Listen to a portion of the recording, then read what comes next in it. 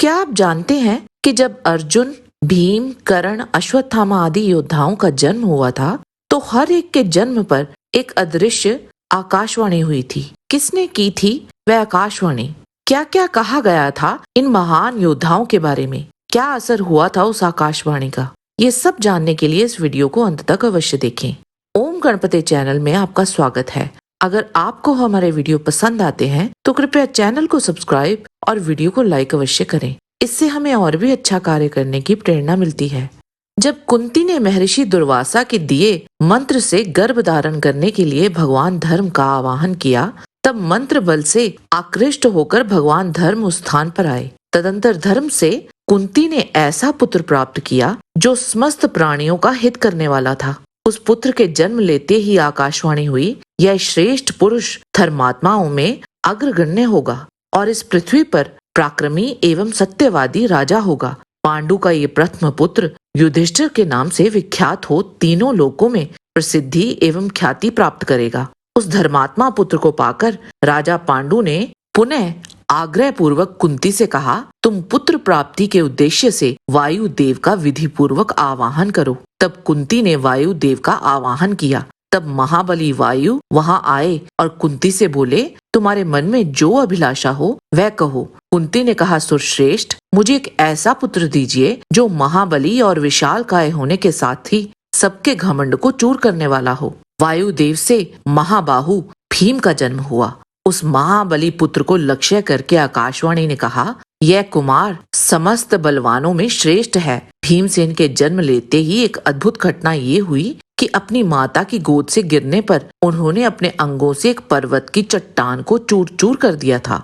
इसके उपरांत महाराज पांडु के कहने पर कुंती ने इंद्र का आवाहन किया और देवराज इंद्र से उन्हें अर्जुन की प्राप्ति हुई। कुमार अर्जुन के जन्म लेते ही अत्यंत गंभीर नाद से आकाशवाणी हुई, जो बोली कि ये बालक कार्तवीर्य अर्जुन के समान तेजस्वी, भगवान शिव के समान पराक्रमी और देवराज इंद्र के समान अजेय होकर तुम्हारे यश का विस्तार करेगा। तुम्हारा ये वीर पुत्र उत्तर दिशा में जाकर वहां के राजाओं को युद्ध में जीतकर असंख्य धन रत्नों की राशि ले आएगा। ये बालक युद्ध में भूमिपालों को जीतकर भाइयों के साथ 3 अश्वमेघ यज्ञों का अनुष्ठान करेगा। कुंती, ये परशुराम के समान वीर योद्धा, भगवान विष्णु के समान पराक्रमी, बलवानों में श्रेष्ठ और महान यशस्वी होगा। यह युद्ध में देवादिदेव भगवान शंकर को संतुष्ट करेगा और संतुष्ट हुए उन महेश्वर से पाशुपत नामक अस्त्र प्राप्त करेगा। इनके अतिरिक्त संपूर्ण दिव्यास्त्रों का पूर्ण रूप से ज्ञान प्राप्त कर अपनी खोई हुई संपत्ति को पुनः वापस ले आएगा।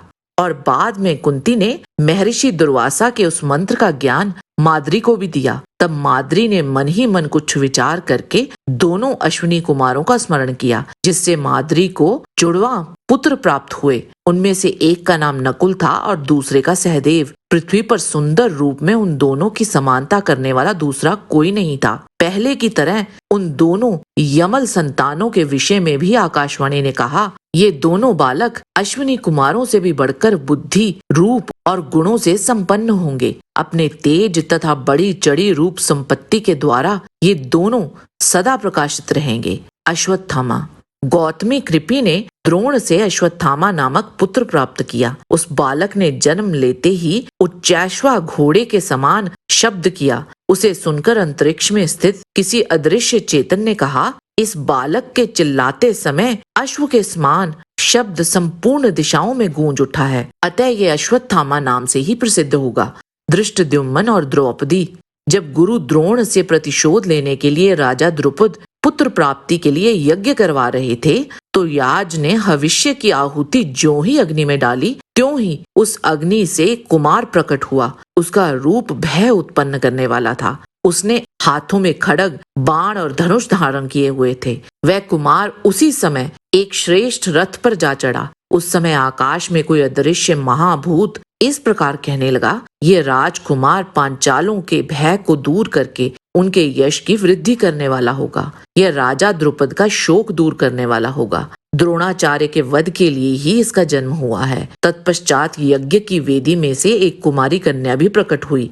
उस समय पृथ्वी पर उसके जैसी सुंदर स्त्री दूसरी नहीं थी। उस कन्या के प्रकट होने पर भी आकाशवाणी हुई। इस कन्या का नाम कृष्णा है। यह समस्त युवतियों में श्रेष्ठ और सुंदरी है और क्षत्रियों का संहार करने के लिए ही प्रकट हुई है। यह सुमध्यमा समय पर देवताओं का कार्य सिद्ध करेगी। इसके कारण कौरवों को बहुत बड़ा भय प्राप्त होगा। कर्ण, कुंती देवी ने सर्वप्रथम महर्षि दुर्वासा के उस मंत्र की परीक्षा के लिए सूर्यदेव का आह्वान किया था, जिससे सूर्यदेव कुंती के सामने प्रकट हो गए थे। उनसे ही कुंती को कर्ण की प्राप्ति हुई थी। कर्ण के जन्म के समय कोई आकाशवाणी तो नहीं हुई थी, परंतु सूर्यदेव ने स्वयं यह भविष्यवाणी अवश्य की थी और कुंती से बोले थे कि तुम्हारे लिए जैसे पुत्र का निर्माण होगा वह सुनो।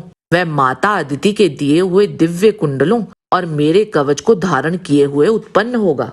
उसका वह कवच किन्हीं अस्त्र शस्त्रों से टूट ना सकेगा। उसके पास कोई भी वस्तु ब्राह्मणों के लिए अदेय ना होगी।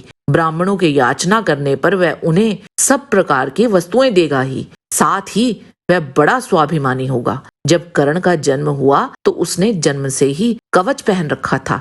आज के वीडियो में बस इतना ही। आशा करते हैं कि आपको हमारा ये वीडियो पसंद आया होगा। कृपया इसे लाइक और शेयर अवश्य करें। किसी भी प्रकार की त्रुटि के लिए आप सबसे क्षमा याचना करते हुए आपसे निवेदन है कि प्रेम पूर्वक परमपिता परमात्मा को मन में धारण करें और बोले वैदिक सनातन धर्म की सदा ही जय।